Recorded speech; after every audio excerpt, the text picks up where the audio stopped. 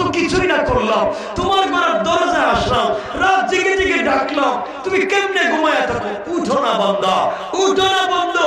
ও রাসূলে পাক, তুমি বোধহয় আয়েশার সঙ্গে ঘুমিয়েছ, ঘুম থেকে উঠো, তুমি আয়েশার সঙ্গে কম্বলের নিচে।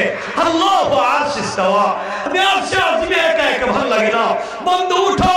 সারা রাত জেগে আছি, একটাবার কথা বলতে চাই, তোমার সাথে কথা না বললে না আমার ভালো লাগে না, আমি না তোমার প্রেমের প্রেমিক হয়ে গিয়েছি। একটাবার উঠো, ঠান্ডা পানি দিয়ে ওযু করো, মুসল্লায় গিয়া একটা বার ডাক দিয়ে বলো সুবহান রাব্বিল আলা। রব আরশে আজিমে থাকবো না, সাথে সাথে তোমার ঘরের দরজায় হাজির হয়ে যাব।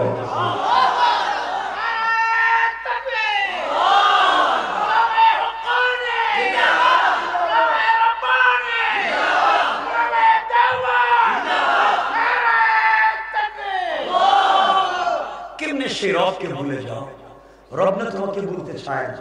কথা লম্বা করতে চাই না, এজন্য যেতে চাই না ওদিকে। ভাই তোমাদেরকে দুটো হাত জোড় করে পায়ে ধরে বলছি, নাহলে তোমাদের পা দেওয়া আমি ধরে বলবো। কুল সূরা মারিজ 8 নম্বর আয়াত থেকে দেখো, রব আফসোস করেছেন।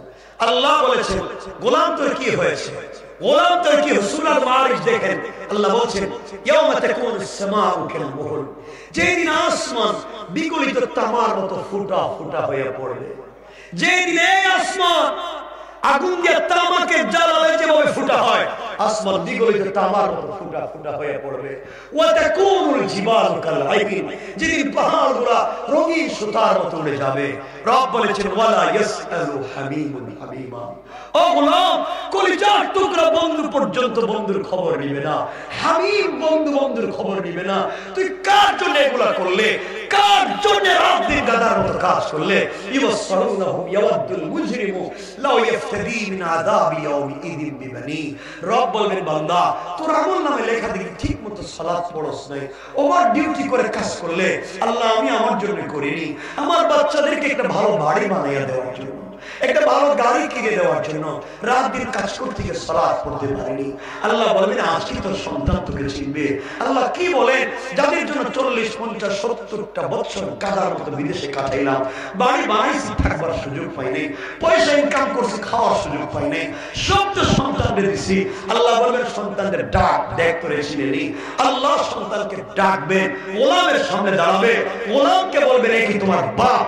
সন্তান বলবে আল্লাহ। আল্লাহ এই চেহারার কোন মানুষ আমার বাপ ছিল না। কি শয়তান, কি শয়তান সন্তান আপনাকে বলে যাচ্ছে। ও ভাই, আল্লাহর কাছে গোলাম বলবে আল্লাহ এই সন্তানের জন্য আমার জীবন যৌবন বিসর্জন করলাম, সন্তান আমারে চিনে না, আল্লাহ এর বান্দ আমারে ছেড়ে দাও। রব বললেন তোমার সন্তানের বাদলাম কিন্তু তোমাকে ছাড়ব না। আল্লাহ বলবেন তোর আমলনামা লেখা দেখি, ও সাহিবাতিহি ওয়া আখি, আমলনামা লেখা শুধু টাকা আনছ, গোলাম টাকা দিয়ে কি করছস? গোলাম বলছে আল্লাহ আমার স্ত্রী বলতো তার অর্নামেন্টস নাই, তার জুয়েলারি নাই, গোটার মধ্যে টাইস সিরামিক নাই, বউর কথায় শুধু টাকাই না সপ্তাহে দিছি। আল্লাহ জি বউ আমাকে ছাড়া ঘুমাইতো না, আমার শরীরে মশা মাছি বসতে দিত না, সারা রাত জেগে আমার জন্য খাবার নিয়ে অপেক্ষা করতো। আল্লাহ এই স্ত্রী আজকে আমাকে ভুলে যাবে না। রব বলেন ডাক দে, স্ত্রীকে সামনে দাঁড় করানো হবে। স্ত্রী বলবে আল্লাহ কসম আমি দুনিয়ায় বিয়েও করি, আমি বিয়েও করি। আল্লাহ কাছে গোলাম বলবে আল্লাহ স্ত্রীর বন্ধ, ওরে বন্ধ আমাকে ছেড়ে দাও। রব বলেন তোমার স্ত্রীর বাদলাম বান্দা কিন্তু তোমাকে ছাড়বো না। আরো হিসাব রইছে, ও আখিহি তুমি আমলনামায় লিখে দেখি কত মানুষের সঙ্গে প্রতারণা করছে, ঘটনা কি? আল্লাহ আমি না বড় ভাই ছিল, ছোট ছোট ভাইদেরকে পড়ালেখা করার জন্য, বিদেশে এস্টাবলিশ করার জন্য আমি রাত দিন কত মানুষের কাছ থেকে টাকা আনছি ঠিক মতো দেইনি, বোনদেরকে ভালো জায়গায় বিয়ে দেওয়ার জন্য কত কিছুই করছি ঠিক মতো পয়সা দেইনি। আল্লাহ আমার ভাই বোন আজকে আমাকে ভুলে যাবে না। রব বলেন ভাই বোনকে ডাক দে। আল্লাহ বলছেন ইয়াউমা ইয়াফিরুল মারউ মিন আখিহি, ওই দিন তো ফেরারির আসামির মতো দৌড়াবে, ভাই বোন আসবে বলবে আল্লাহ এমন চেহারার কোনো মানুষ আমাদের ভাই ছিল না। কি বুঝলেন? স্ত্রীও কই চিনি না, সন্তানও বলে চিনি না, ভাই বোনও বলে চিনি না। ওলা বলছে আল্লাহ ভাই বোনের বান্ধ আমরা ছেড়ে দাও। রব বলেন বানলাম তোরে ছাড়তাম না, তোর তো আরো কিছু হিসাব আছে। আল্লাহ আর কি? ও ফসিলাতিহি আল্লাতী তুবি, তোর আমলনামায় লেখা ব্রাহ্মণ বাড়ি আরেকজনের মাথায় বাড়ি দিছিস। আল্লাহ আমি তো দেই নাই, আমার দলের লিডার কইছে ওরে মার, আমি তোর পিছনে আছি, আমার গোষ্ঠীর মুরব্বী কইছে ট্যাটু ওর টেটু না টেটা, টেটা ওর ভিতরে ঢুকায়া দেয়, আমি তোর পিছনে আছি। আল্লাহ আমার গোষ্ঠীর মুরব্বী কইছে, আমার গ্রামের পঞ্চায়েতের মুরব্বী বলছে, আমার দলের লিডার বলছে মা আমি আছি। আল্লাহ দলের লিডার বলছে ওর নামে বুয়া মামলা দে আমি আছি। আল্লাহ আমি করি নাই, ও বলছে। আল্লাহ বলছে ওয়া ফাসিলাতিহি আল্লাতী তুই তোর দলের লিডারের দেখ করেছিলেনি, লিডারের ডাকা হবে। লিডার বলবে আল্লাহ আমি তো জিন্দেগি তো দুনিয়ায় কোনদিন লিডার ছিলামই না। কি বুঝলেন? কার লিডারিতে গেছিলেন? কথাটা পরিষ্কার কোরআন বলছে। আল্লাহ বলছেন বান্দা এমন কি করবে? বান্দা কয় আল্লাহ আমার একটু সুযোগ দাও। কয় কি? কয় আমার সন্তানের বান্ধব, আমার মা বাপের বান্ধব, স্ত্রী সন্তান ভাই বোনের বান্ধব, এরপরে নেতা লিডার সবগুলোর বান্ধব আমার ছেড়ে দাও। রব বলেন সাতাম না হে ওয়ামান ফিল আরদি জামিআন, আসমান জমিনে যা আছে সব তোমারে দিলাম। সুম্মা ইউনজি, এরপরে আমারে ছেড়ে দাও। রব আর সহ্য হয় না, পুরোটা জিন্দেগি ভুয়া পথে চলছে। আল্লাহ জবাব দিচ্ছেন কাল্লা। আল্লাহ বলছেন কাল্লা, কখনো তোরে আজকে ছাড়তাম না। তোরে বুঝাবার জন্য ব্রাহ্মণবাড়ি এত বুজুর্গদের জন্ম দিলাম, রাত দিন তারা তোরে বুঝাইছে, মসজিদে মক্তব খুলে বুঝাইছে, ওয়াজ করে বুঝাইছে, মাদ্রাসা খুলে বুঝাইছে। কেন বুঝলে না? কাল্লা ইন্নাহা লাযা, তোকে আগে লেলিহান আগুন দিয়ে জ্বালাবো। নাযাআতান লিশাওয়া, যে আগুন চামড়া জ্বালায়, হাড্ডি জ্বালায়, গোশত জ্বালায়, রূহ জ্বালায় না। তুই ডাক দে, তাদউ, ওদেরকে ডাক দে। মান আদবার ওয়া তাওয়াল্লা, দেখ ওরা আসেনি, সব তো ভাগবে। আল্লাহ আমার অপরাধ কি? অপরাধ ও জামা ফাআওয়া, সম্পত্তি জমা করছো আর শুধু পুঞ্জীভূত করছো। ও জামা ফাআওয়া, সম্পত্তি জমা করছো বাড়াইছো। কোরআন কারীমের 30 নম্বর পারা সূরা হুমাযার মধ্যখানে বলছেন আল্লাযী জামা মালা ওয়া আদ্দাদা, সম্পত্তি জমাইছো আর গণনা করছো। আজকে সম্পত্তিও বাঁচাইতে পারলো না, নেতাও বাঁচাইতে পারলো না, মা বাবা বাঁচাইতে পারলো না, স্ত্রী সন্তানও না, ভাই বোনও না। বান্দা আমি তো তোর সামনে, তাহলে কেন দুনিয়ায় আমারে চিনে আসলে না? কথা কি বুঝতে পারলেন? কার পিছনে ব্যর্থ সময় নষ্ট করতেছেন? এই জন্য গোলাম কষ্ট দেওয়ার জন্য বলছি না, তোমাদেরকে বলছি আসো তাফসিরে ব্যস্ত, আসো না মাদ্রাসায় ব্যস্ত, আসো না দ্বীনের কাজ করি ব্যস্ত, আসো না তাবলীগে যাই ব্যস্ত। আরে গোলাম তুমি যত ব্যস্ত ব্যস্ত ব্যস্ত, তোমার চাইতে হাজার গুণ কোটি গুণ বেশি ব্যস্ত আজরাইল তোমাকে নিয়ে। তোমাকে নিয়ে সারাদিন ব্রাহ্মণবাড়ে ব্যবসা করেছো, দারমা আরো যত বাজার আছে ব্যবসা করেছো, বিকাল বেলা কেসের বাক্স খুলছো, টাকা আমার, বিজনেস আমার, ফ্যাক্টরি আমার, মার্কেট আমার, সব তো আমার। নামাজ নাই, সালাত নাই, আমানতদারি নাই, পয়সা আমার। তুমি জানো না হয়তো তোমার কেসের বাক্সের ভিতরে আজরাইল বসা। আজরাইল আল্লাহ বলছে আল্লাহ আমসিক আও আতরুক, ওরে ছেড়ে দিব না ধর্ম। ও বলতেছে পয়সাটা কি তার, ও বলে বাড়ি গাড়ি সব তার, একটা বার তো শুকরিয়া আদায় করলো না। আল্লাহ পয়সা তো গুনতে আছে, আমি কি করব? আল্লাহ বলে দেখ কান বরাবর থাপ্পড় দিছে তো আজরাইল থাপ্পড়, দেখা যায় কেসের বাক্সে বসা বৃষ্টি। কথা বলেন না কেন? জওয়ান তুমি নাকি ইউকে চলে যাচ্ছ, ইউএসএ, অস্ট্রেলিয়া, কানাডা, তুমি নিউজিল্যান্ড, জার্মান চলে যাচ্ছ, তোমার পাসপোর্টে নাকি স্পাউস ভিসা আছে, তুমি নাকি ফ্যামিলি সহ চলে যাইতেছ, তুমি ফ্রিডম কান্ট্রিতে যাচ্ছ, তুমি একটা উন্নত সোসাইটি লালন করতে চাও। জওয়ান সবার কাছ থেকে বিদায় নিছ, ব্যাগেজ লাগেজ ঠিক করেছ, আগামী কালকে শাহজালাল বিমানবন্দর থেকে তোমার ফ্লাইট সব ঠিক করে পাসপোর্টটা বালিশের নিচে রেখে ঘুমাইছ, কালকেই তো চলে যাইবো। 10 বছর আগের বন্ধুর কাছ থেকে বিদায় নিছ, একটা বারো রবের কথা মনে করলে না। তুমি জানো না হতে পারে তোমার বালিশের নিচে তো আজরাইল বসা।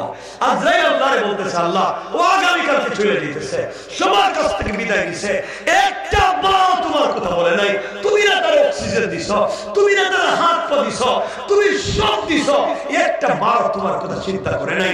রব তুমি বলো আমসিক ও আতরুক, ওরে ছেড়ে দিব না আজকে ধর্ম। রব বলে দে বুক বরাবর থাপ্পড়, ঘুমের ভিতরেই দিছে থাপ্পড়, দেখা যায় ঘুমেই হারিয়ে।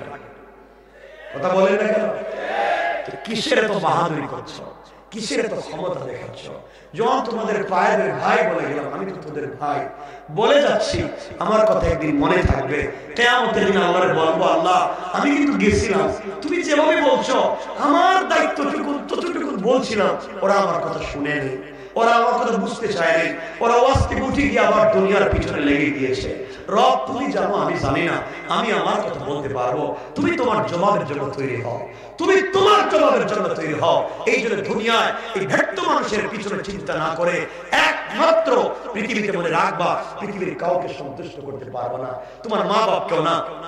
তুমি বিদেশে থাকো, মা বাপ তোমার কাছে কিছু চাইছে, তুমি দিতে পারো নাই, মা বাপ বলবে দেখছনি ছেলেটা বিদেশে যাওয়ার পরে এখন মা বাপকে ভুলে গেছে।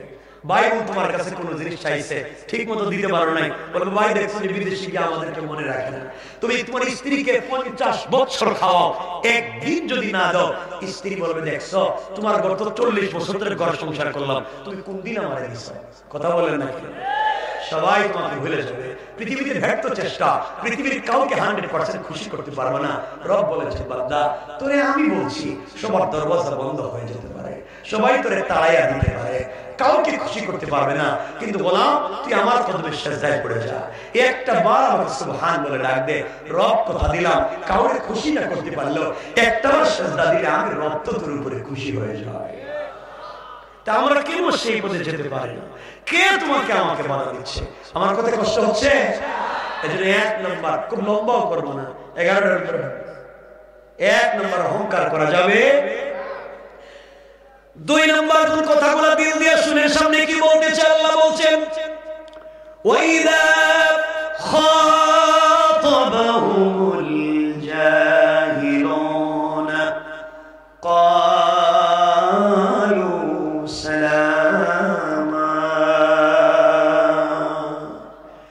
আল্লাহ রাব্বুল ইজ্জত ওয়াল জালাল বলছেন মুসলমানরা এই দুনিয়ার জমিনে যারা আমি আল্লাহর গোলাম দাবি করবে, আশিক রাসূল দাবি করবে, আমি আল্লাহর গোলাম নিজেকে মনে করবে, বান্দারে আল্লাহর গোলামের 2 নম্বর গুণ হলো গালি দিলে গালির জবাব দেওয়া যাবে না, আঘাত করলে আঘাতের জবাব দেওয়া যাবে না, গীবত শিকায়েত সমালোচনা করলে জবাব দেওয়া যাবে না, বরং আমি আল্লাহ গোলামকে কেউ যদি গালি দেয়, আমার গোলাম গালির জবাবে গালি না দেয়া ওই বান্দার জন্য শান্তি আর সালামতের দোয়া করে যায়। পড়েন সুবহানাল্লাহ।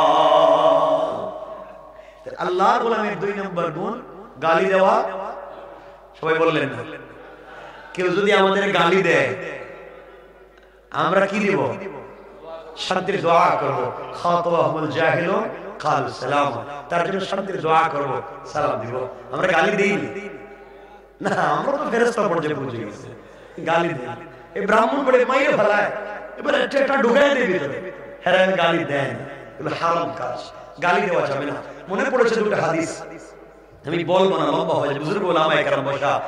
একটা হচ্ছে সময় তিরমিজিতে আমাদের আয়েশা সিদ্দিকা রাদিয়াল্লাহু তাআলা আনহা বলেন, আমি একটা পরিবারকে সুন্দর করতে গেলে, সমাজকে সুন্দর করতে গেলে পরিবারকে সুন্দর করতে হয়। আজকে আমাদের পরিবারের শান্তি নেই, স্বামী স্ত্রীতে মিল নেই, এইজন্য আমাদের ঘর থেকে শাহজালাল, শাহপুরান, জুনাইদ বাগদাদি, আব্দুল কাদের জিলানী, মুঈনুদ্দিন চিশতি, আজকে মুফতি আমিনী, বড় হুজুর শেখ হাদিস আল্লামা আজিজুল হক, এমন সন্তানেরা আমাদের মায়েদের ঘর থেকে জন্ম নেয় না। আমাদের মায়েদের ঘর থেকে আজকে জন্ম নেয় বল্টু, বল্টু রাস্তায় বেরোয় সান্দাবাজি করে, ঠিক কিনা? বাপের পেটে থাকি, মায়ের পেটে থাকি সান্দাবাজি করে, মানে এমন হয়ে যাচ্ছে আমাদের পরিবারগুলো নষ্ট। এর কারণ স্বামী স্ত্রীর সম্পর্ক ভালো নাই। স্বামী স্ত্রী সম্পর্ক যদি ভালো হয় সন্তান ভালো হবেই। রাসূল পাক সাল্লাল্লাহু আলাইহি ওয়াসাল্লাম হাদিসাতুল কুবরা, স্বামী স্ত্রীর সম্পর্ক চমৎকার সুইটেবল ছিল। আল্লাহ তাদের ঘর থেকে জন্ম দিয়েছেন হযরত ফাতেমা, হযরত ফাতেমা, হযরত আলী, স্বামী স্ত্রীর সম্পর্ক শ্রেষ্ঠ ছিল। আল্লাহ তাদের ঘর থেকে জন্ম দিয়েছেন সাইয়্যিদা শাবাবি আহলিল জান্নাহ, হযরত হাসান, হযরত হুসাইন। পড়েন সুবহানাল্লাহ। আর আমাদের স্বামী স্ত্রী রাসূল পাক আমাদের আয়েশা বলেন, হাদিস বলতে চাইলাম, তাদের ঘরে শুধুমাত্র কেবলমাত্র রাসূল পাক সাল্লাল্লাহু আলাইহি ওয়াসাল্লাম কেমন করে স্বামী স্ত্রী সম্পর্কটা চমৎকার করলেন, কত সুন্দর করে চললেন। আফসোস হলো আমরা আমাদের পরিবারকে এমন করতে পারলাম না, এটা আমাদের জন্য ব্যর্থতা। মাশাআল্লাহ, আমরা কথা লম্বা করতে চাই না, ভাই চলে আসছেন, আমার শেখ, আমার উস্তাদ। আমি সুযোগ পাইলে যার কাছে চলে যেতাম, তাফাজ্জুল খবিরুজ্জি রাহমাতুল্লাহ আলাইহি হুজুর তো ইন্তেকাল করছেন, হুজুর নাই, হুজুরের সাহেবজাদা আমার ভাই তাফিমুল সাহেব আসছেন, চমৎকার কথা বলবেন, দারাজ কথা বলবেন। আমি আর লম্বা করতে চাই না, শুধু এতটুকুই বলতে চাই, পরিবারকে সুন্দর করবো তো ইনশাআল্লাহ। বললেন না যে ইনশাআল্লাহ? বলেন না ইনশাআল্লাহ? আজকালকে হয়েছে কি যে আমাদের পরিবার স্বামী স্ত্রী একই করে থাকে। রাসূল পাক আম্মা জান আয়েশা বলেন আমি পুরো জিন্দেগি তো রাসূল পাককে নিজের হাতে খাইয়ে দিয়েছি। আম্মা জান আয়েশা বলেন পুরো জিন্দেগি কত ট্রাই করেছি রাসূল পাককে আগে সালাম দেওয়া, জিন্দেগি তো দিতে পারি নাই। নবীজি অনেক দূরে থাকতে আমাকে সালাম দিয়েছেন। সুবহানাল্লাহ বলেন। আর আমরা আমাদের বউদেরকে সালাম দেই, মিথ্যা কথা বলবেন না, দেন না কেন? বউ নাই তো তোমার কি কপালে কি হয়েছে? নাই, এত মানুষের কি নাই? আমরা স্ত্রীদেরকে সালাম দিতে পারি না। রাসূল পাক সাল্লাল্লাহু আলাইহি ওয়াসাল্লাম বলেছেন যে করে স্বামী স্ত্রীকে, স্ত্রী স্বামীকে সালাম দিবে, আল্লাহ তাদের করে 100 থেকে 300টা বারাকাতের দরজা খুলে দিবেন। মিশকাত বাবু তিব্বে ওয়া রিকাক, ডাক্তার এবং ডাক্তারি। রাসূল বলেছেন যে করে স্বামী স্ত্রীকে, স্ত্রী স্বামীকে আওয়াজ করে মোহাব্বতে সালাম দিবে, তাদের হার্ট কিডনি লাংসেও যদি কোনো রোগ থাকে আল্লাহ তা থেকে মুক্ত করে দিবেন। এজন্য সালাম দিবেন তো ইনশাআল্লাহ, বলেন ইনশাআল্লাহ। মুরব্বি যারা বসেরা চিন্তা করতেছে বাবা 70 বছর গেছে বউরে সালাম দিছি না, আজকে দিলে বউ মনে করবো বুইড়া কোন কাম করাইছে, আর আমরা সালাম দিয়ে ভাব ধরতেছে। যাই মনে করো একটু সালাম দিয়ে দিয়ে ইনশাআল্লাহ, বলেন ইনশাআল্লাহ। আল্লাহ আমাদের সবাইকে কবুল করুক, জোরে বলেন আমিন, আর জোরে বলেন আমিন। সুতরাং শেষ কথা হচ্ছে, আমার শেষ কথা, আমাদের বুজুর্গ একের পরে চলে যাচ্ছেন, বুজুর্গদের কাছ থেকে দোয়া নেবেন। মনে রাখবেন ইলম কিতাব পড়লেই পাওয়া যায় না, ইলম এটা কিতাবি ইলম নয়, ইলম সিনা দের সিনা। ইলম তো ওখান থেকে আরেক জায়গায় যায়। বুজুর্গদের সঙ্গে সম্পর্ক রাখেন, তাআল্লুক রাখেন, দোয়া নেন। হয়তো দেখবেন পড়ালেখা খারাপ ছিলেন, রব ইজ্জতের জিন্দেগি দিয়ে দিয়েছে, আর পড়ালেখা খুব ভালো, বুজুর্গদের সঙ্গে তাআল্লুক নাই, হয়তো কোনো জায়গায় বিপদগ্রস্ত হয়ে যাবেন। এই জন্য দিন শেষে আমাদের মুরব্বির দরকার। কথা বুঝতে পারলাম? আজকে সমাজে এত ফিতনার মূল কারণ আমাদের মুরব্বি নাই, মানামানি নাই, কেউ কাউকে মানতে চায় না, কেউ কাউকে ইজ্জত দিতে চায় না। আল্লাহ আমাদেরকে সুযোগ দেন। আমার শেষ কথা, এই জমিনে দ্বীন জিন্দা আমাদের কি করতে হবে? বলেন ইনশাআল্লাহ। এই জুলাই আগস্টের রক্তের বিনিময়ে এই দেশে যেন কোনো ফ্যাসিস্ট আবার দাঁড়াতে না পারে, আবার যেন রাস্তাঘাটে চাঁদাবাজি না হয়।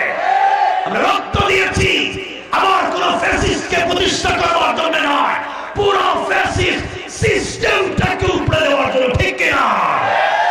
আল্লাহ আমাদের সবাইকে কবুল করুন, সকলে বলেন আমিন।